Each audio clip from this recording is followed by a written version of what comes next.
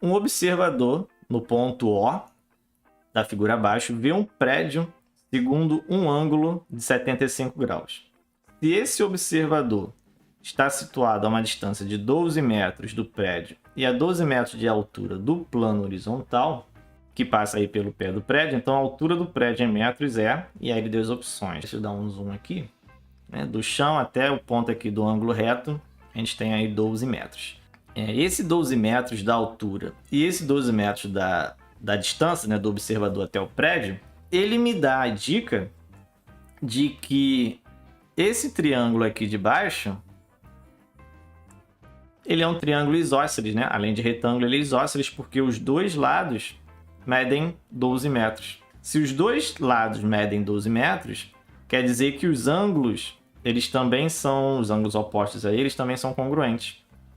Então, como ele é um triângulo retângulo, esse ângulo aqui mede 45 graus e esse outro ângulo aqui também mede 45 graus, certo? Esse que eu pintei em vermelho. Como isso aqui tudo mede 75 graus e eu já andei 45 nessa parte vermelha, tá faltando 30 graus para completar aí os 75. Então a gente fica com 45, que é o ângulo desse triângulo amarelo, e o 30 é o que sobrou ali para cima para completar os 75 graus. Agora eu vou focar nesse triângulo aqui de cima, né? Que eu pintei de azul. Tá? Por quê? Esse triângulo ele também é um triângulo retângulo, certo? Esse ângulo aqui é reto, né? Se o prédio não tiver torto, com rachadura ou caindo, né? Ele vai ser reto, né?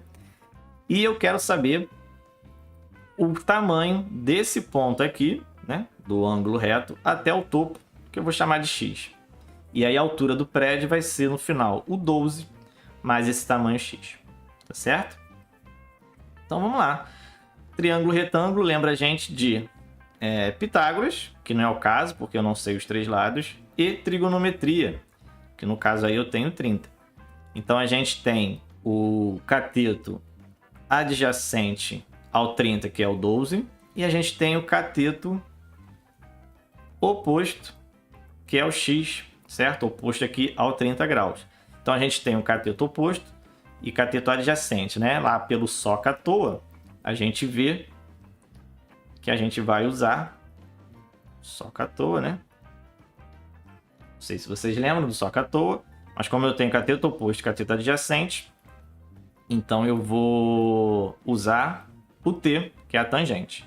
Então a gente vai calcular aqui a tangente de 30 graus, certo? Tangente de 30, que é o cateto oposto, X, sobre o cateto adjacente, 12, certo?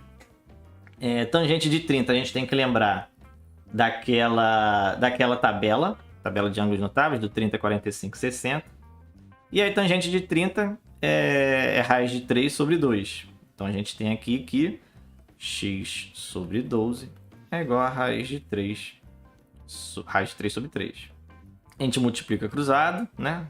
Só o 12 sobe, que é mais fácil, né? Então, a gente vai ficar aqui com 12 raiz de 3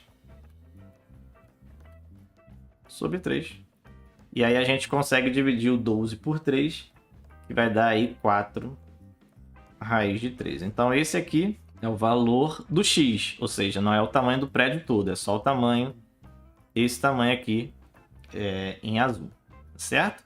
Então para eu saber a altura do prédio, vou chamar aqui de H, a altura do prédio é o 12, né, os 12 metros que eu já tinha antes, 12 metros, mais o valor de x que eu encontrei ali, que é 4 raiz de 3.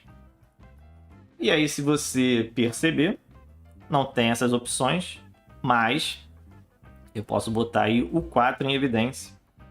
Então, H vai ser igual a 4. Estou botando em evidência. Então, 4 vezes 3 é 12, então aqui vai ficar o 3. E o 4 aqui vai ficar 1, né? 4 vezes 1 é 4. Raiz de 3, que normalmente a gente nem coloca esse 1. Certo? Então, a resposta é 4, 3 mais raiz de 3, letra A de animal.